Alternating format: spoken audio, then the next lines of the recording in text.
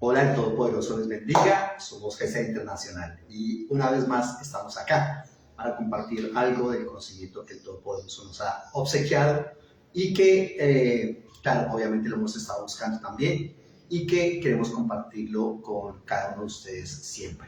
Hoy vamos a trabajar un tema bien estupendo, como todos los temas que trabajamos en GC Internacional.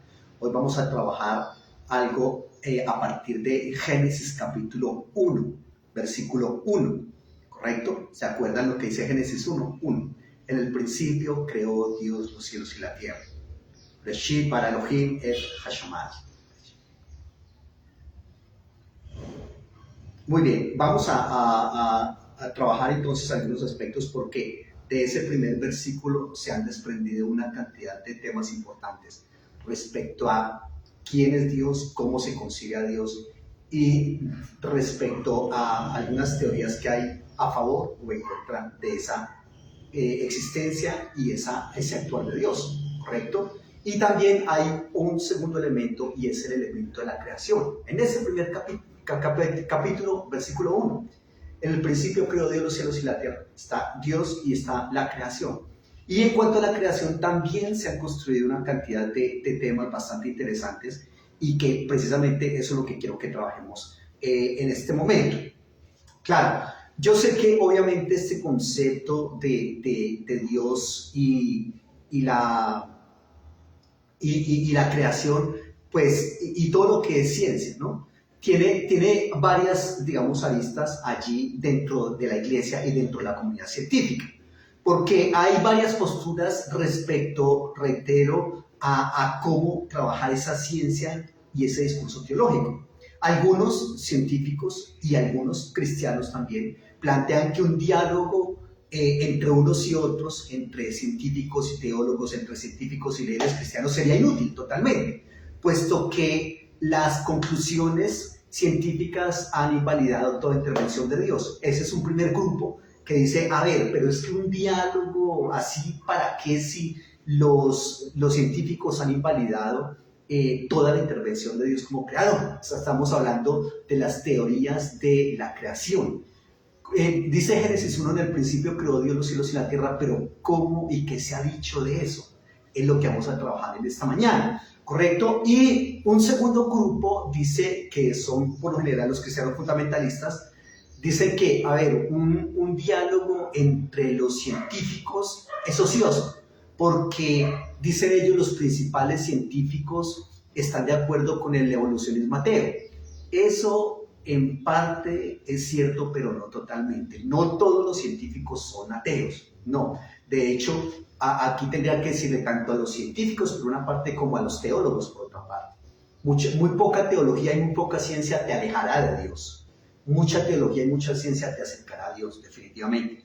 Pero hay ese segundo grupo que dicen, perdón, es que los científicos ya todos están, digamos, avalando ese evolucionismo ateo, entonces ¿para qué hablar con ellos? Hay un tercer grupo que propone una plena armonización de las enseñanzas cristianas con las conclusiones científicas acerca de los orígenes, ¿correcto? Ese es el tercer grupo que dice, no, eso, los dos están de acuerdo. Lo que pasa es que los resultados que se ha arrojado de uno y otro lado, pues sencillamente tienen que darse a conocer más ampliamente, es decir, la gente no los conoce y por eso es que está ese antagonismo allí. No, tampoco es por allí porque la verdad no todo está de acuerdo, o sea, obviamente no en todos está de acuerdo. Hay un cuarto grupo de pensadores cristianos que plantean que las afirmaciones religiosas y las conclusiones científicas son de carácter totalmente diferente, transitan por vías totalmente diferentes y nunca llegarán a una convergencia. Es decir, por más que usted estudie por una parte lo que propone la teología de la creación y por más que estudie usted lo que propone la ciencia acerca de la creación, nunca se van a poner de acuerdo ni se van a juntar. No, esos son dos caminos diferentes. Y está un quinto grupo al cual, qué pena hacerle ver mi pensamiento, creo que es el más adecuado, y es un quinto grupo que se compone de creyentes cristianos y de científicos que tanto los unos como los otros están conscientes de los diferentes roles de la teología o de la religión y de los diferentes roles de la ciencia respecto a estas explicaciones, y que debe haber un diálogo continuo, crítico, respetuoso, ¿correcto? Y que busque la explicación de una y otra postura, y que busque el concordismo de una y otra, es decir, en lo que puede concordar, en lo que puede complementariedad, ¿correcto? Y en lo que es diferente, que sea diferente. Entonces, que haya un diálogo legítimo, respetuoso, continuo, desde la ciencia, ¿correcto? Y cuando hablo de la ciencia, porque la teología también es ciencia, es una ciencia que corresponde a un método científico de las ciencias sociales y humanas sobre todo, pero es una ciencia también. ¿Listo? Bueno, ya con esta salvedad, teniendo en cuenta que usted también pertenece a uno de esos grupos, aunque no sepa cuáles son realmente, pero usted ya tiene una decisión en su corazón de si habla con un científico, si no habla, si esos van por otro lado, nosotros vamos por otro, en fin. Desde esa perspectiva quiero decirle que hay varias teorías que han intentado explicar ese Génesis capítulo 1. En el principio creó Dios los cielos y la tierra, ¿correcto? Y que han intentado explicarlo desde diferentes, reitero, posturas, algunas posturas negando totalmente el actuar de Dios en esa creación, otras avalándolo de diferentes maneras. Entre esas posturas está una que se llama el dualismo, otra que se llama emanantismo monista, otra que se llama la creación desde la eternidad, otra que se llama creación presente y continua, otra que se llama evolución teísta, otra que se llama la creación instantánea, otra que se llama la evolución teísta, la creación progresiva, el concordismo moderado, y hay unos datos astrofísicos acerca del universo. Permítame, le voy a hablar brevemente de cada una de ellas, y la idea, como siempre en GC Internacional, es que usted termine decidiendo a partir de la información que se le da acá, y termine construyendo de acuerdo a lo que usted considera adecuado. La primera que le mencioné es el dualismo. El dualismo básicamente es la idea de que Dios y el universo material han existido eternamente lado a lado. O sea, tanto Dios como la materia existen siempre. Recordemos nosotros que hemos escuchado hablar de que la materia no se crea ni se destruye, sino que se transforma. Si eso es así, entonces la materia debe haber existido siempre. El dualismo dice que hay dos fuerzas supremas en el universo: Dios por una parte y materia por otra parte, ¿ya? Pero la verdad es que no hay una sola clase de dualismo, hay mínimo 3 clases de dualismo. Uno que se llama el dualismo metafísico, otra que se llama el dualismo moral y otra que se llama el dualismo demiúrgico. ¿Qué es eso de dualismo metafísico? Básicamente lo que propone este dualismo metafísico es que Dios y la materia son dos principios autoexistentes, distintos el uno del otro, pero coeternos, el uno con el otro, es decir, que han existido siempre, ¿correcto? Y por lo tanto, el universo material no se deriva en absoluto de Dios. O sea que este dualismo está en abierta contradicción con lo que dice en Génesis 1.1, Bereshit bara Elohim hashamayim bet haaretz. Por lo tanto, el universo material, reitero, no se deriva en absoluto de Dios. Sin embargo, la materia puede estar subordinada a Dios, ¿ya? Eso dice esta clase de dualismo, que es el dualismo metafísico. El universo no se deriva de Dios, pero la materia puede estar derivada, por lo menos en un porcentaje, debe estar subordinada a Dios como instrumento de la voluntad de Dios. Entonces, este dualismo metafísico dice que una parte de la materia está sujeta a los designios de Dios y que otra parte de la materia está en estado salvaje, y esa materia en estado salvaje se denomina materia caótica. Eso es lo que propone el dualismo, que reitero se subdivide en 3, y es lo que propone el dualismo metafísico. El dualismo moral, esa es la otra clase de dualismo moral, dice que existen 2 espíritus antagónicos, uno malo y otro bueno. Usted siempre ha escuchado de los 2 espíritus antagónicos. Ambos espíritus, el bueno y el malo, son divinos y ambos han existido eternamente, pero que la materia es el instrumento del espíritu maligno, ¿correcto? Hay una religión que se llama maniqueísmo, que fue fundada por allá por un señor que vivió en el siglo III después de Cristo, que se llamaba Maní, era un persa, recordemos una religión persa, y planteaba la existencia de dos espíritus eternamente antagónicos. Uno de esos espíritus se llamaba la luz y el otro se llamaba la oscuridad. Y ambos eran increados, ambos eran coiguales, ambos tienen reinos separados. La materia, que a propósito materia en griego es hile, y dice que la materia era increada, pero pertenecía al reino de la oscuridad. Dice que la luz sí pudo producir algunos otros mundos, algunos otros elementos, y que también pudo producir al hombre primordial, ¿ya? Pero que la materia, reitero, pertenecía al reino de la oscuridad. Eso decía o dice el maniqueísmo.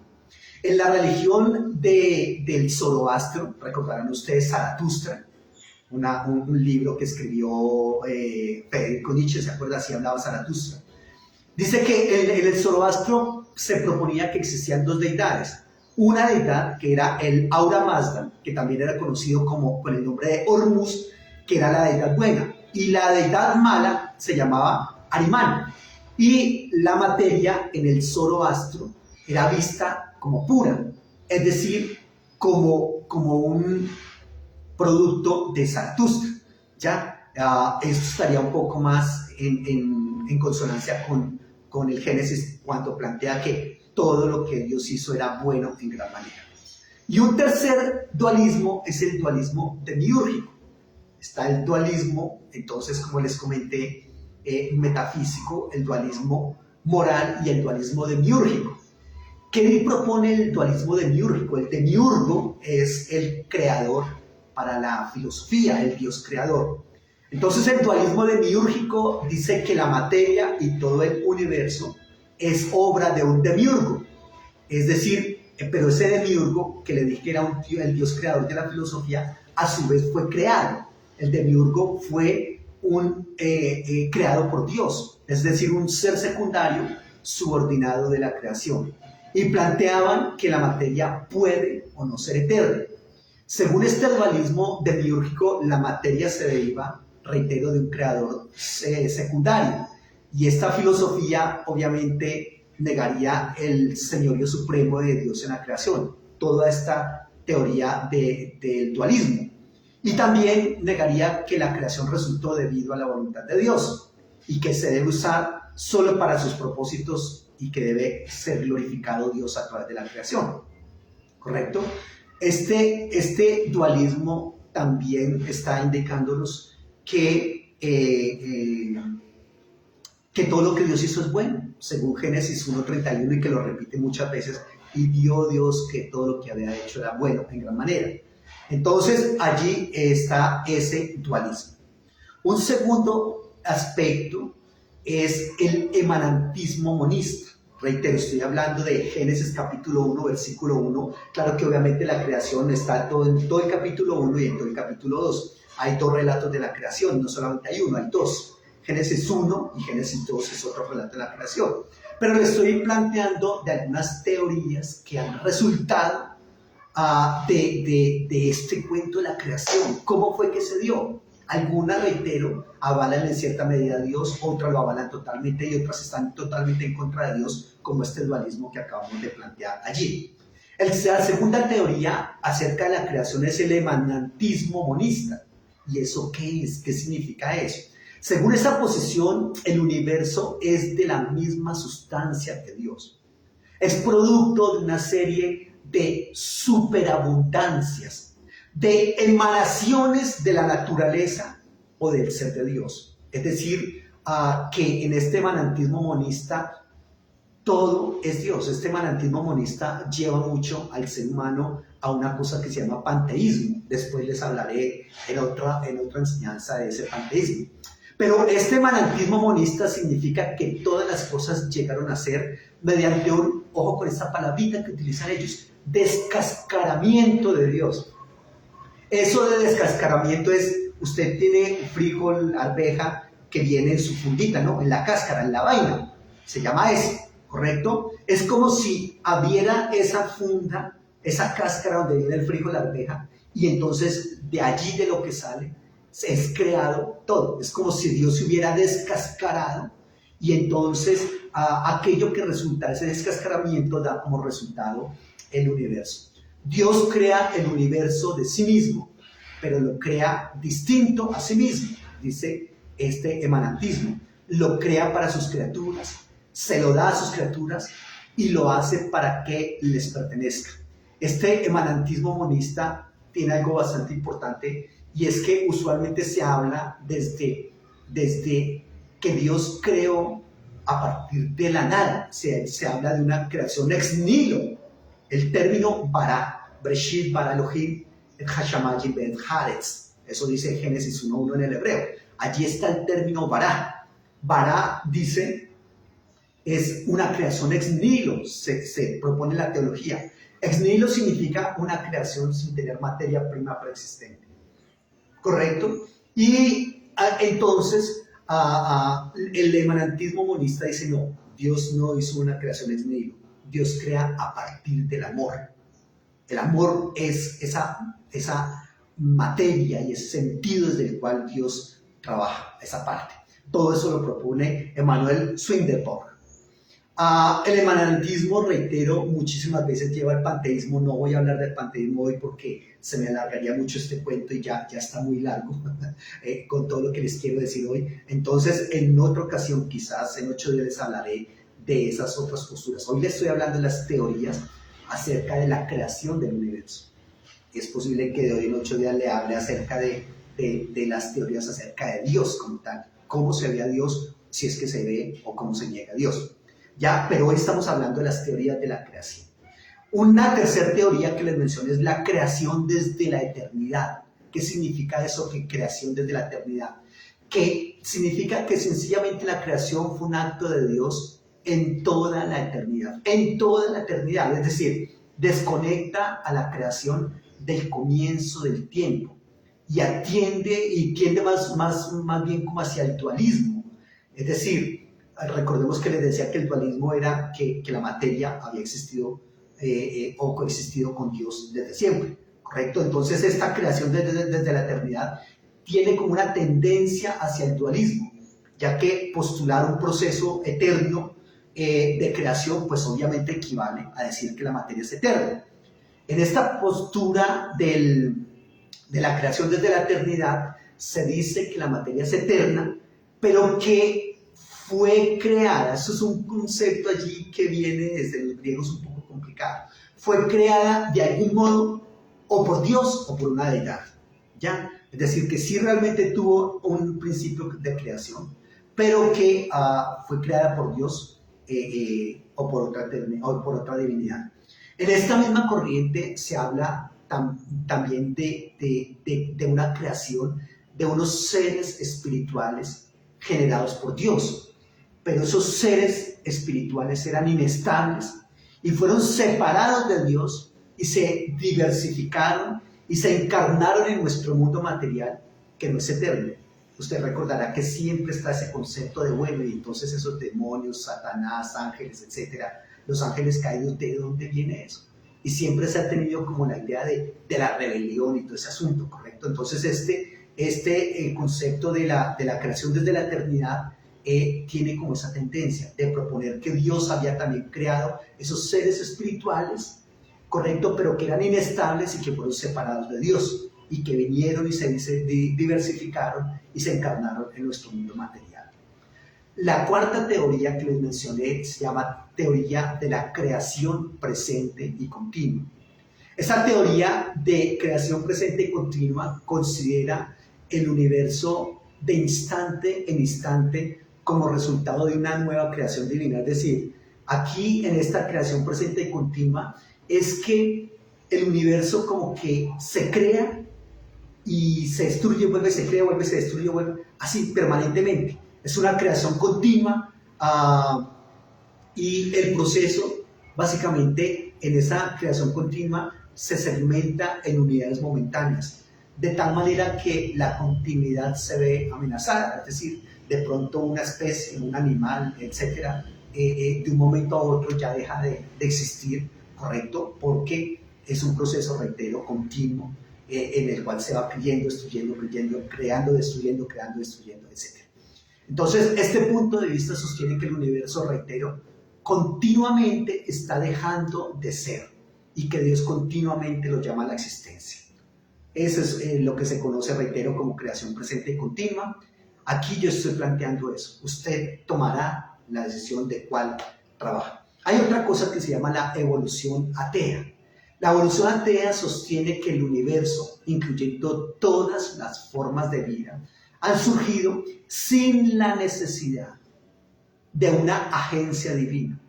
Que eso es un proceso natural que todavía persiste, es decir, que está evolucionando hasta el momento también. Porque básicamente la materia en sí, bajo las condiciones adecuadas, tiene el poder intrínseco de asumir nuevas funciones y de desarrollarse hasta tomar formas orgánicas. Entonces, ¿para qué Dios? Perdón, si la evolución y la materia sería ese Dios creador, que tiene esa capacidad de autocrearse, de autocrear cosas nuevas, funciones nuevas, tomar formas orgánicas. Esa teoría también se le conoce con el nombre de naturalismo evolutivo. Resulta que hay un zoólogo alemán, Ernst Heinrich, dice que la célula consiste de materia que se llama protoplasma y que también está compuesta principalmente de carbono, de hidrógeno, de nitrógeno, de sulfuro, y que esos componentes, cuando se unifican, producen el alma y el cuerpo del mundo animado. Y al ser fomentados, apropiadamente llegaron a ser el ser humano. Entonces, con ese único argumento se explica el misterio del universo. Se anula la deidad, se introduce una nueva era de infinito conocimiento. Yo siempre he dicho una cosa, se necesita mucho más fe para creer en la teoría de la evolución atea que para creer en Génesis capítulo 1 y capítulo 2. Claro, obviamente ese Génesis 1 y 2 también tiene varias interpretaciones que ahora las vemos, ¿ya? Entonces, según esta teoría de la evolución atea, no hubo una anticipación de la llegada del hombre, ¿no? Eso fue un accidente. Simplemente eso fue lo que resultó de esa capacidad que tiene la materia de autocrearse, autorregenerar, autocrearse, cuando digo autocrear, es formas nuevas de vida, es lo que proponen ellos allí. Entonces no hubo una anticipación de la llegada del ser humano, no responde toda esta creación tampoco a ningún plan ni a ningún propósito sobrenatural. Allí la teleología diría otra cosa. En otra enseñanza les hablaré de la teleología, no teología, sino teleología. Y dicen ellos también que es el producto singular de un largo e inconsciente proceso impersonal y material. Entonces eso no cumple ningún... Todo eso es un accidente. Entonces cuenta con un entendimiento y unas potencialidades únicas, y eso no se debe a nadie fuera de sí mismo. Eso lo propone George Gaylord Simpson en el 1900, por allá. ¿Qué les he dicho hasta ahora? Permítame hacerles un pequeño resumen de lo que les he dicho hasta ahora. Les he dicho que Génesis 1, Breshit bara Elohim et hashamayim ve'et haaretz, en el principio creó Dios los cielos y la tierra, tiene varias explicaciones, o es decir, el ser humano ha intentado varias explicaciones para este concepto de la creación. El primero es el dualismo, y el dualismo consecuente propone la eternidad del universo material, ¿ya? El emanantismo afirma que todas las cosas son una efusión de Dios mismo. La otra postura que les dije, la creación desde la eternidad, dice que es una creación pasada y que eleva la creación a la prehistoria. La creación continua, la otra teoría que les dije, hace de la creación un proceso que se repite a cada instante, y la evolución atea sostiene que lo material o la energía y todas las formas de vida surgieron de una energía primordial sin intervención divina. Entonces allí hay, reitero, varias interpretaciones de esta situación, y se seguirán dando esas interpretaciones, ¿correcto? Algunas avalando el texto bíblico, otras no, lo he terminado de presentar en las teorías. Entonces allí Algunas, reitero, avalan medianamente el propósito de Dios, otras se alejan totalmente. Hay otra teoría, la sexta, que es la creación instantánea. ¿Qué es eso de creación instantánea? Dice que la creación divina de todas las cosas ocurrió dentro de un segmento de tiempo relativamente corto. Esta creación instantánea viene de una interpretación literalista de Génesis 1, sobre todo de Génesis 1, ¿correcto? Los 6 días de la creación son días de 24 horas y son días literales, ¿ya? Eso es lo que propone la creación instantánea. Y también dice que las especies fueron creadas tal cual están. No ha existido ni existirá un cambio o un desarrollo subsiguiente dentro de las mismas. Eso es lo que se propone. Entonces aquí, según esta teoría, el mundo lleva muy poco tiempo de crear. Según los ultraortodoxos judíos, estaríamos más o menos por allá como en el 5784, el año 5784 de la creación. Entonces, eso se llama, reitero, la creación instantánea. Dios creó todo en 6 días de 24 horas. No hay posibilidad de cambio en las especies. Todo Dios lo creó tal cual está, correcto, y al 7º día descansó. Y de eso, ¿qué fecha es? 5784 años. Viene otra cosa que se llama la evolución teísta. Ahora hace un ratico les hablé de la evolución atea. Hay una evolución que les decía que la evolución atea no tiene absolutamente nada que ver Dios con eso, ni hizo nada, y esto solamente se refiere a un accidente de la materia y su capacidad de producir cosas nuevas. Pero viene otro concepto que es el concepto de la evolución teísta. Esta evolución teísta dice que Dios inició el proceso de evolución. Entonces, en la evolución se ha tenido siempre la idea de que, perdón, y esa primer chispa de la vida, yo nunca he podido definir esa primer chispa de la vida.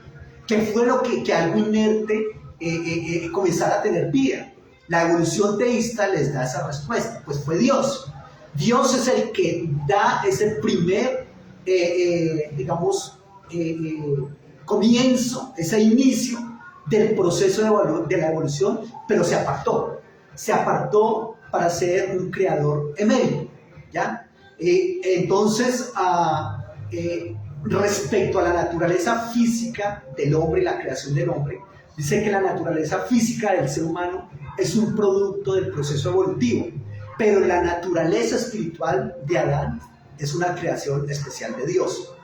En la evolución teísta, Dios se limita a un papel inicial en la creación. Es decir, Dios da ese primer impulso a todo eso y todo empezó a evolucionar, ¿correcto? Pero Dios, desde un primer momento. Entonces, Dios básicamente lo que hace es que está presente de forma inmanente. Inmanente es estar acá, trascendente es estar allá, inmanente en todo este proceso evolutivo que inició de alguna manera, pero la inmanencia de Dios en toda esta creación no limita la selección natural, es decir, Dios está presente, pero Dios no se está metiendo en esa selección natural. El más fuerte y el que más se adapta gana. No, a Dios no le interesa eso, Él está chequeando todo eso, pero no se está como metiendo ni controlando en eso. Simplemente es un proceso natural, dice la evolución teísta, ¿ya? No posibilita tampoco el surgimiento de nuevas formas de vida. Reitero, Dios está presente ahí chequeando todo, pero todo va como resultando a lo que de manera natural se está evolucionando. Hay otra teoría, la número 8, que es la creación progresiva. En esa creación progresiva, Dios inició el proceso de evolución, pero a diferencia de la anterior es que en esta está directamente activo en cada una de las etapas cruciales, en cada uno de los umbrales de la producción de nuevas formas de vida, ¿ya? Agustín, respecto a esta creación progresiva, dice que todo esto es como consecuencia de una proliferación de formas de vida bajo la dirección del Creador, a partir de semillas divinamente creadas, es decir, Dios no creó al ser humano desde esta perspectiva de la creación progresiva. Dios no creó al ser humano tal cual estamos, no, sino que Él lanza su primera, digamos, su inicio de la evolución, está presente en cada una de las etapas de los cambios fuertes que hay en ese proceso evolutivo, correcto, pero que Él todo lo hizo fue a partir de semillitas. Es decir, Él no creó el elefante tal cual está, sino creas un embrión de elefante. No crea el árbol tal cual con frutos y todo, sino que creas la semillita y esa semilla va creciendo hasta que da posibilidad al árbol como tal, que da fruto y todo ese asunto. Eso es lo que propone Agustín. Tomás de Aquino dice que la evolución es solamente el modus operandi por el cual las ideas o lo universal y las formas se concretan en el mundo animal y vegetal. Dios es la causa de todo movimiento, es la fuerza espiritual e inteligente detrás de la evolución, y la evolución ocurre únicamente porque hay un Dios. El mundo existe como un reflejo de la voluntad de Dios. Eso es lo que propone.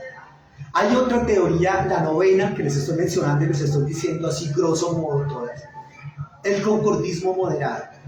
Este concordismo moderado fue propuesto por Bernard Rapp y dice que el principio del Génesis, no es una literalidad, no es contarnos cómo sucedió la creación como tal, ni en qué orden ni nada, sino que el principal propósito de Génesis 1 y Génesis 2 es religioso, es teológico, y lo que pretende es evocar la adoración al Dios creador, prohibir la idolatría, enseñar a guardar el día de reposo. Los días de la creación se entienden como pictóricos o días de revelación. A esta teoría se le llama concordismo moderado o pictorismo, también se llama pictóricos. Esa se llama esta teoría.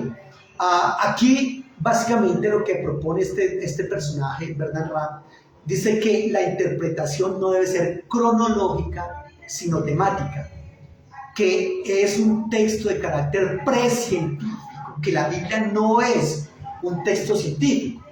Y es que efectivamente, según esto, recordemos que algunas teorías para la escritura de Génesis 1 dicen que Génesis 1 fue escrito en el siglo, más o menos en el exilio en Babilonia, y que en el exilio en Babilonia la gente está diciendo, bueno, ¿qué hacemos? ¿Cómo nosotros nos vamos a identificar como judíos aquí en el exilio?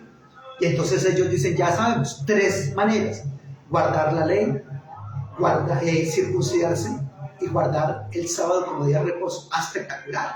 Pero ¿cómo le enseñamos a la gente a guardar el sábado como día de reposo? Entonces el documento sacerdotal se inventa Génesis capítulo 1 para decir que Dios creó el universo en 6 días y que al 7º día descansó. El Shabbat descansó, ¿correcto? Por lo tanto, si Dios descansa, nosotros también debemos descansar. Eso por un lado. Por el otro lado también, si usted lee Génesis 1 y Génesis 2, hay unas diferencias irreconciliables en esos 2 capítulos si se trabaja de manera literal. ¿Y por qué digo eso? Porque en Génesis 1 hay una cosmogonía acuática, todo inicia en el agua. En Génesis 2 hay una cosmogonía terrestre. En Génesis 1 el ser humano es hecho de manera simultánea hombres y mujeres. En Génesis 2 primero el hombre y luego la mujer. En Génesis 1 lo crea el ser humano con el poder de su boca. En Génesis 2 al ser humano del barro de la tierra y a la mujer de la costilla del hombre. Si se han dado cuenta, le invito a que lea Génesis 1 y Génesis 2 teniendo en cuenta estos detalles y verá que es algo bastante interesante. Entonces, desde esa perspectiva, claro, uno diría, esta teoría del concordismo moderado, pues tiene razón en todas estas perspectivas, ¿ya? Allí le dejo eso. Usted va a tener que ir definiéndose por cuál de esas teorías se va a ir. Luego hay unas teorías con algunos datos astrofísicos acerca del universo. Yo no soy astrofísico ni podría darle una clase de esas, pero sí sé más o menos qué proponen esas teorías astrofísicas. Por ejemplo, desde estas teorías astrofísicas existen 3 perspectivas diferentes acerca del origen del universo. Está la teoría instantánea, se le llama así, o también se le llama la teoría de la gran explosión, que propone esto. Dice que hace más de unos 10.000 o 15.000 millones de años el universo se inició a partir de un volumen pequeño, pero que tenía una muy alta densidad de energía y materia, ¿correcto? Eso lo propone George Gamow. Y el núcleo de neutrones explotó para formar átomos, para formar elementos y finalmente las estrellas. Eso es lo que propone la teoría instantánea o teoría de la gran explosión. Todo esto se dio a partir de una gran explosión.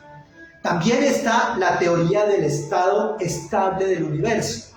Esa teoría del estado estable fue propuesta por un señor que se llamó Fred Hoyle y sostiene que a través del tiempo, a través del espacio, la materia ha cobrado existencia uniformemente a medida que los átomos se condensan continuamente para llegar a ser astros. Y que esos átomos y esos astros que se forman posteriormente mueren o se alejan del alcance de nuestra observación, ¿correcto? Reitero, se llama teoría del estado estable del universo. Y hay una última que se llama teoría del universo oscilante, que es propuesta por Ernest Julie Hopkins. Dice que plantea que el universo tuvo inicialmente un volumen muy pequeño, que se ha expandido, pero que actualmente se expande con menor rapidez, es decir, más lentamente, y que luego de miles de millones de años dejará de expandirse, se va a reducir de tamaño para volver a comenzar nuevamente a expandirse hasta que llegue a su máxima capacidad de expansión, luego vuelve y se encoge y así sucesivamente. Eso se llama la teoría del universo oscilante, ¿ya?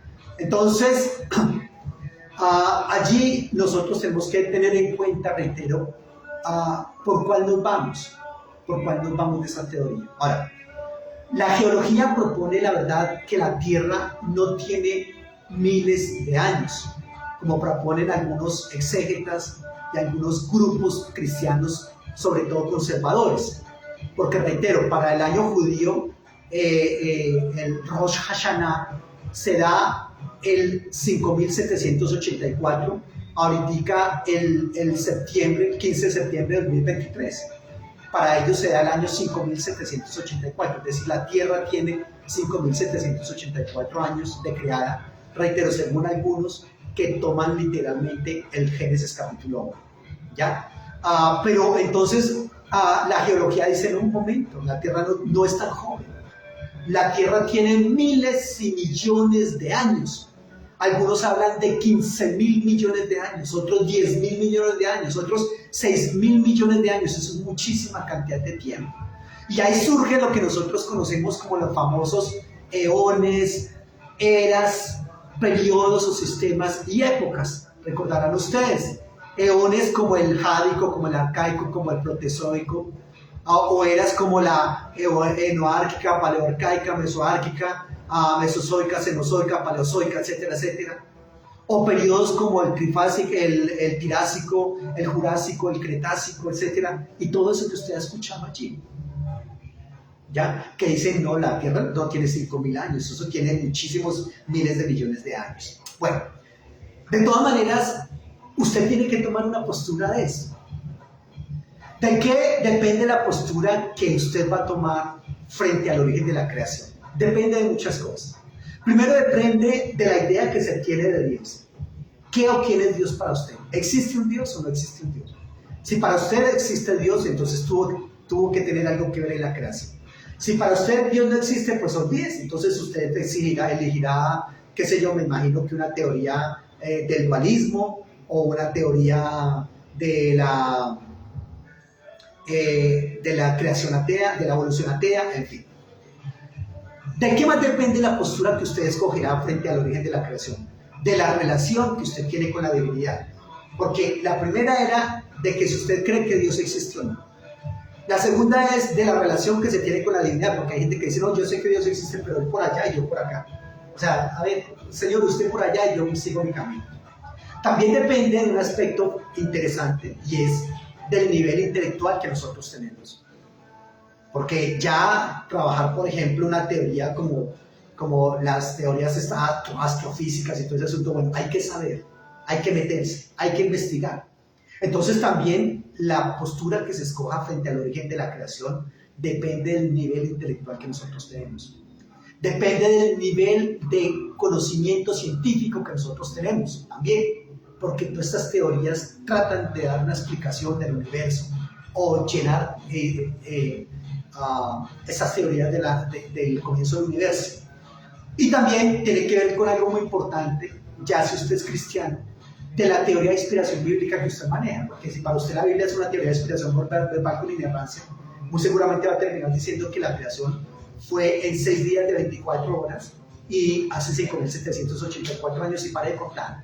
Pero si usted cree, por ejemplo, en otras teorías de inspiración bíblica como la dinámica, natural, inspiración limitada, ya va a dar otras explicaciones del origen de la Tierra. Pero aquí voy a ir un poco más allá. Sea cual sea la teoría que usted maneje o que usted vaya a asumir acerca del origen de la creación, del origen de la creación, del origen de todo eso que vemos. Ya estamos acá, hemos estado no sé por cuánto tiempo y no sé por cuánto tiempo vamos a estar. Usted de manera particular, yo. Pero frente a eso nos hemos tenido que enfrentar a algo bastante fuerte, que son los graves problemas que tiene la Tierra. Y aquí quiero decirle que, sea cual sea la teoría de la creación que usted maneje, ya sea que según usted Dios creó todo esto en 6 días o en millones de años, o que definitivamente Dios no tuvo nada que ver con esto, etc., usted está en la Tierra. Y usted y yo tenemos la responsabilidad de, como bien dice la Tierra en el Génesis 2:15, de labrar, de cuidar, de administrar la Tierra. No tanto es sacarle, usufructuar esto y sacar el mayor provecho posible de esto mientras que estamos acá y acabemos con todo. No. Quiero mencionarle algunos de los problemas de la Tierra y que son problemas que usted y yo tenemos que afrontar y tenemos que abanderar para denunciar, para corregir, para tratar de solucionar, independientemente de cuál sea la teoría que nosotros trabajemos de eso. Por ejemplo, el problema serio que tiene la creación en este momento, que es el calentamiento global. Otro problema es la erosión. El desmonte de las selvas, están desmontando la Amazonía, aquí en Colombia, para meter ganado. Y el ganado es lo que más gas metano produce en la atmósfera. Allí, los alimentos transgénicos, gravísimos son los alimentos transgénicos. La contaminación, el planeta Tierra está tremendamente contaminado. No solamente la contaminación de la tierra, sino de los mares, de los ríos.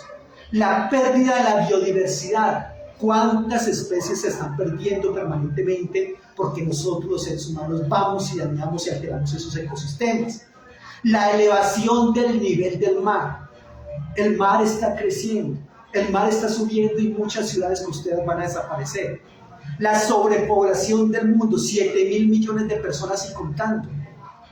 Los monocultivos.